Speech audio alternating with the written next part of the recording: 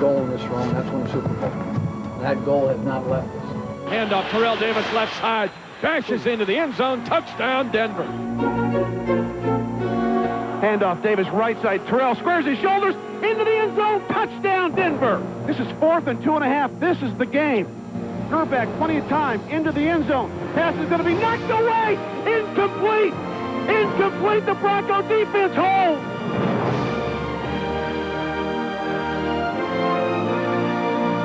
That's what happens when 46 guys go out there and they play together. They play for 60 minutes. They don't give up. Good things happen. 1, 2, 3, Bronco.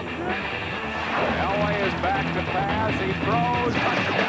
And he breaks through. He's at the 50. Davis is at the 40, trying to outrun the Chiefs secondary. 15, 10, 5, Davis, touchdown. He's going deep, and he's got a wide open man at the 10. It's going to be a touchdown. Live from Jackson's Hole All-American Sports Grill, it's the Broncos Huddle with Mike Shanahan. Now, here's Ron Zappolo.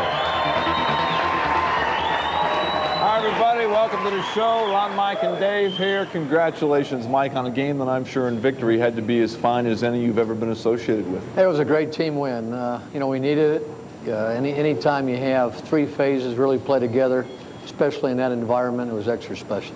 I sense, though, that there's a fine line between really enjoying what was a spectacular win and also focusing on the fact that there is more ahead for your club. What I told the team after the game, I said, hey, enjoy this win. It's always hard to win on the road, but when we come back tomorrow, you know, we'll focus on Pittsburgh. And we got a mature football team. They know that's not our goal. They know we got a lot of work ahead, but at the same time, I think they know how special it is to go into somebody's backyard, especially like Kansas City and that type of stadium, and find a way to win. Was that the most emotional you've seen your players in a locker room after a game since you've been the head coach? Oh, without a question. You know, that was a big win for, you know, our football team, our organization, to actually go in that type of environment and put everything together, you know, fight for 60 minutes, have our defense come up with a number of big plays time after time, and that's what it's all about. You win championships with great defense. And that type of environment, you got to have it, and that's what we did. You mentioned that type of environment. You've been around this league a long time, and we've spent some time around stadiums. Can you recall ever hearing a stadium that wasn't an indoor facility quite as loud as it was yesterday? I'll be honest with you, right before the game, I started laughing. I started literally laughing. I said, I've never seen this before. This is so loud, I can't hear anything. And it went like that for almost a quarter. And I'm not sure what the situation is. Maybe the stadium, the way it's bowled in, but I mean, it was loud. How were you able, Mike, with that scenario, to protect the quarterback as well as you did and have as few false starts and things like that as you did? Well, number one, I think our offensive line did a fantastic job, you know, working through the week, the concentration level, working with the crowd noise. And we've got some veterans that have been around a little bit. And what we try to do is not put them in situations, except for the shotgun, where we're going a lot of 7-step drop, because that defensive line has such an advantage over the offensive line. If you keep on putting them in there, they're going to make some plays. And that's what we felt we had to do. We could not turn the football over and give the offense a short field. And even though we did have a couple turnovers, at least we did on the other side of the field, which didn't come up with any points. It's a good game filled with great highlights. Let's take a look at the highlights of the Chiefs and the Broncos.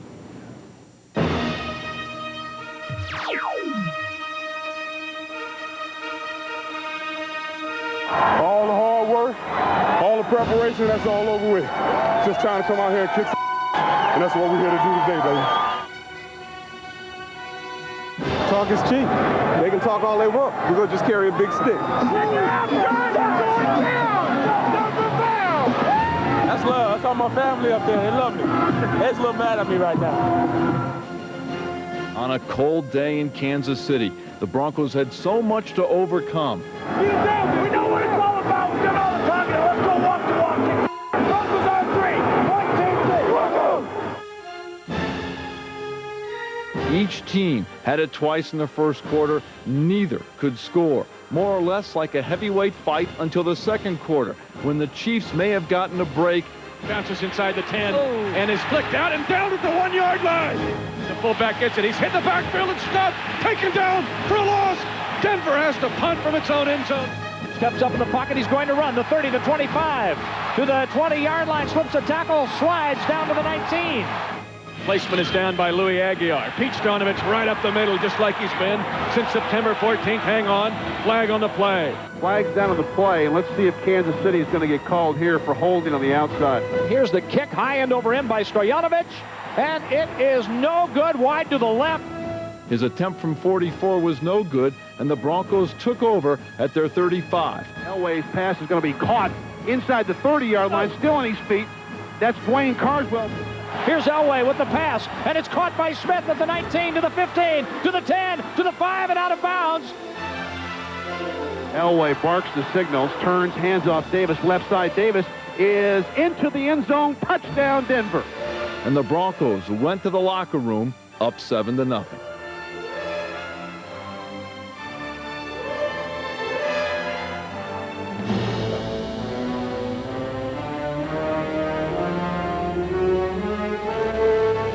In their storied playoff history, the Broncos were 20-0 when leading at halftime. Early on, that streak looked to be in jeopardy. Ball leading, rising over the middle, wide open, 50-45, the Spider-Man. Bootleg play, running to the left side, Gerback, inside the 10. Fade pattern, near side, Gonzalez reaches up, and it is caught out of bounds by Tony Gonzalez. High snap pulled down by Aguiar, and the field goal is good from 21 yards out by Pete Stoyanovich. Kansas City's on the board. Off left side, Davis gets a block from Griffith. Davis still on his feet. Midfield, Terrell Davis got a first down inside the 40. Still on his feet, Davis inside the 30, down the sideline. Terrell Davis. Terrell Davis upped his game as the war went on, but Derek LaVille provided a breather, then gave the ball away. Fumble, Kansas City's got it. A perfect time to up the lead was fumbled away, but the defense gave no ground. Gerback turns, hands off. Hit behind the line of scrimmage is Bennett by Keith Traylor. The handoff. This is Bennett again, hit by Matanavasa for a loss. The Chiefs' next touch resulted in a score. Gerback's throwing it long. He wants Joe Horn deep. Joe Horn over the shoulder catch. Gerback wanting to throw the football. In trouble, wheeling around, turning right, holding the ball in the right hand. Still holds it. Now fires it late in his own. Touchdown! Kansas City! Touchdown! Tony Gonzalez! 12-yard pass play. Kansas City takes the lead. And the momentum swung back in the home team's favor. But Denver went on a 6-play drive. Chiefs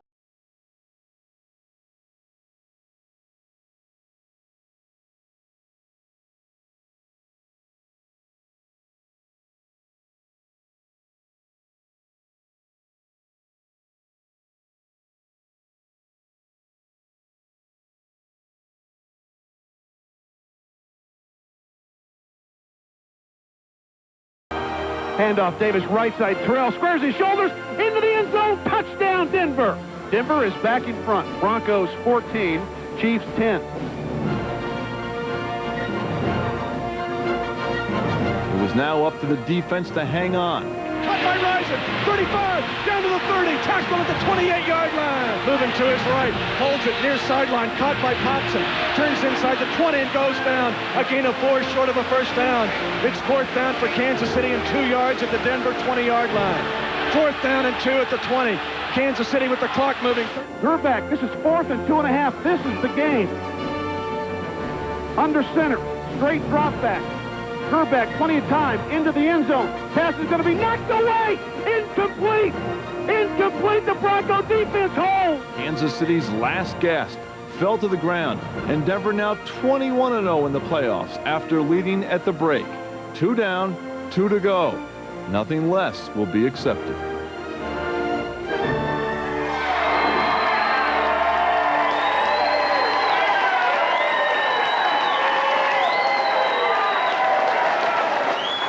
Talked about the effort on both sides of the ball, and obviously you knocked out first downs when you had to have them, had a nice running game and good protection for John, but defensively, again, you came up with a good effort, much the same way as the previous time you played against the Chiefs in Kansas City.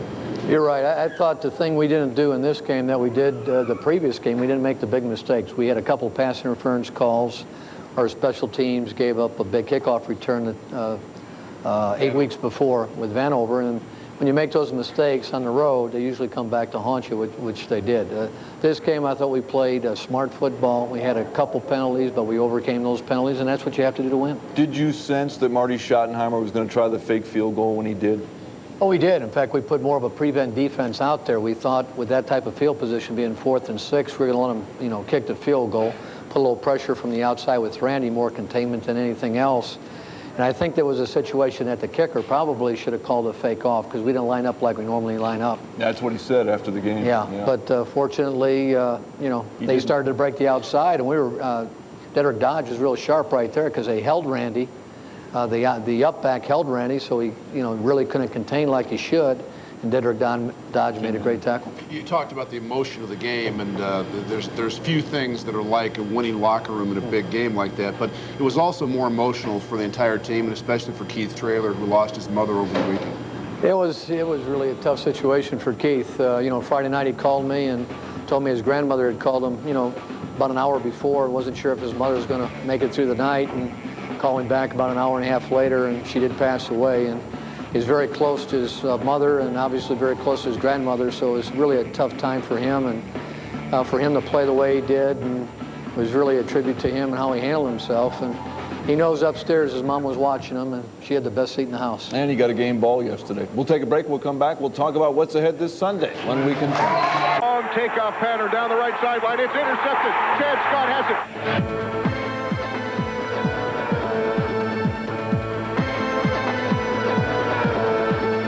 It wasn't pretty, it wasn't artistic, but that's kind of been indicative of this season, is finding a way to win.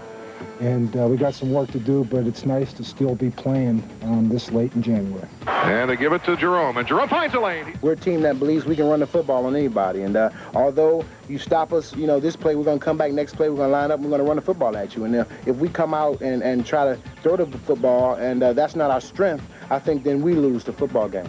Cordell sprinting to the left, on the run.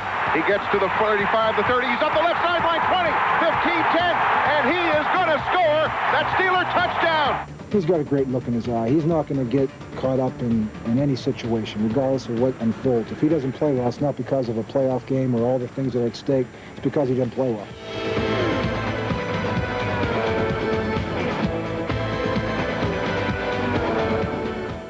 We've been there, we lost, we've been there, we won. We know how it feels on either side. So, I think everyone in this locker room wants to get back to the other side, the winning side of it, because we still have some unfinished business. And it's tipped in the air, intercepted. Levon Kirkland has it, and the Steelers have the football game.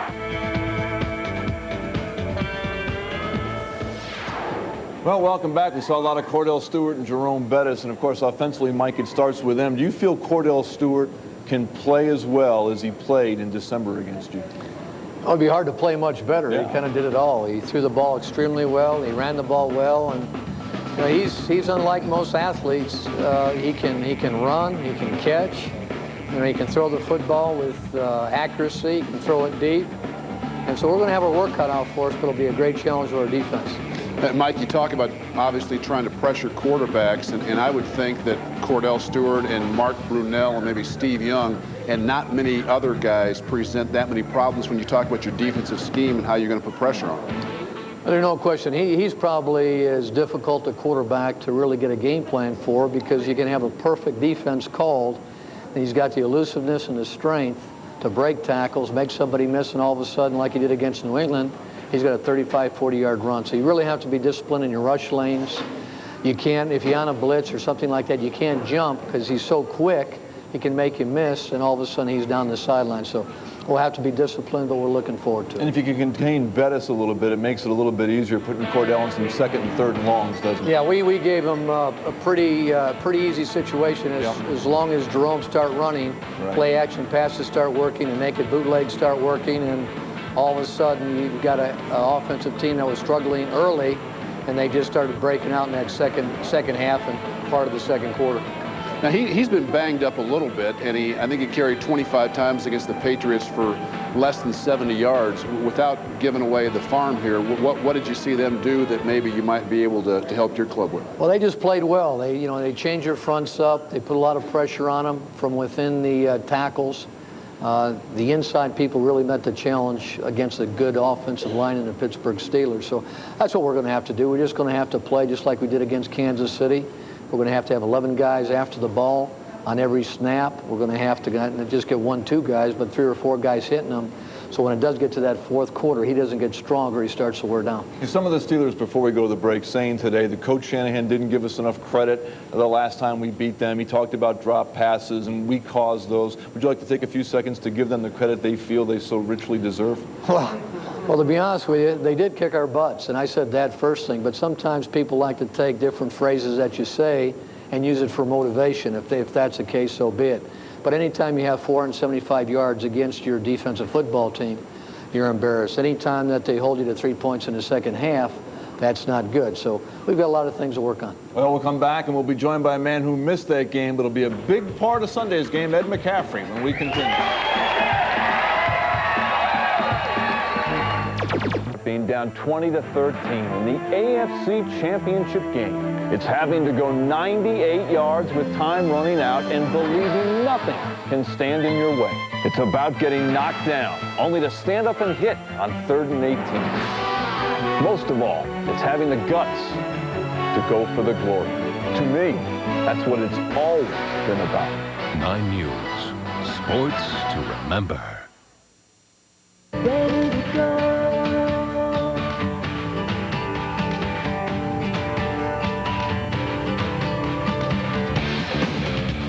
Caught by Ed McCaffrey. Elway near sideline, caught by McCaffrey. And a pass is caught by McCaffrey on an ad-lib. Blaney has the first down and good protection. Fires Wide open, McCaffrey. 35-30, 25-20. Eddie Mack inside the 10, inside the 5, to the pylon.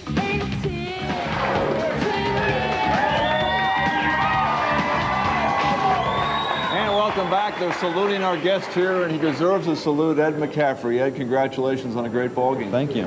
How many times have you seen that 43-yard play? Only a couple of times. I watched film today, of course. saw it in the game film. Well, what on that play, what happened that you were so wide open? I think they may have gotten a little confused with the defense. We're playing man on one side, zone on the other side, and when I caught the ball, there's usually a guy following me closely or someone waiting for me on the other side of the field, and I caught it and looked up, and there was no one there, and had a little running room. It was a lot of fun. I asked you yesterday, did any of your teammates kid you about getting so close to the end zone and not getting in? They didn't say too much, but there was some mumbling referring to a famous movie character that some of you may know on the sideline when I got back. Run, Forrest, run, right? And where possibly could that have come from? I don't know. From your wife. Yeah, she doesn't help matters. You know, we talked with Phil Simms today, and we told him, my partner, Scott Hastings, has given you a new nickname. I'm not sure you're going to like this, but the nickname is The Bruise. He's nicknamed you The Bruise, and Phil said that he was going to use that on the telecast. And Scott also said that Eddie's got marks all over his body when he sees him in the locker room, marks that say, "Insert helmet here." I don't know if that's a nickname a receiver really would like to have, but that's okay. You are very proud of Ed McCaffrey, aren't you? For what he's done, not just catching the ball, but blocking his all-around game. Well, that's what you have to have. You have to have players that play a complete game, and one of the things that you ask receivers to do is block. And there's a lot of receivers that won't compete, and it's really hard to do what you want to do offensively without wide receivers that are competitive in the running game as well as the passing game. Everybody will see a wide receiver make a great catch and do some things that most people, the average fan, can see, and most people, really enjoy on TV. But the way he blocks and does the things that most people don't see says a lot about the character and what type of competitor he is. Now, Ed, obviously a big game for the team, but also a chance for you because you didn't play the last time the Broncos played the Steelers. Yeah, that was tough watching on the sideline. Team played real hard and just, didn't come away with some big plays that we hoped to come away with. But I'm really going to be excited to go back there and play. I think our team really is excited, and we know we have our work cut out for us. There's a great football team in a hostile environment, but we're ready for the challenge. We're going to work all week to get to where we need to be. All right, we'll take a break. We'll come back and wrap it up. The four of us will continue in just a minute.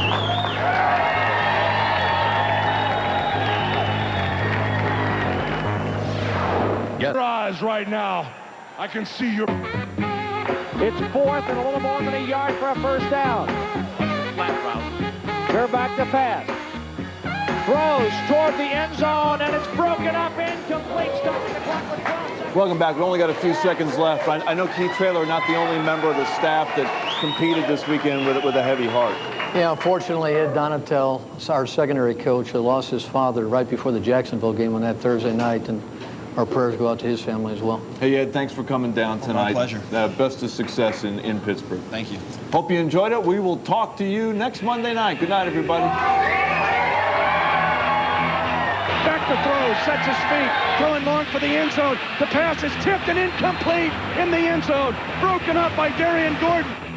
The Broncos Huddle has been brought to you by the Denver Post, the official newspaper of the Fan, and by First Bank, the Colorado bank for you.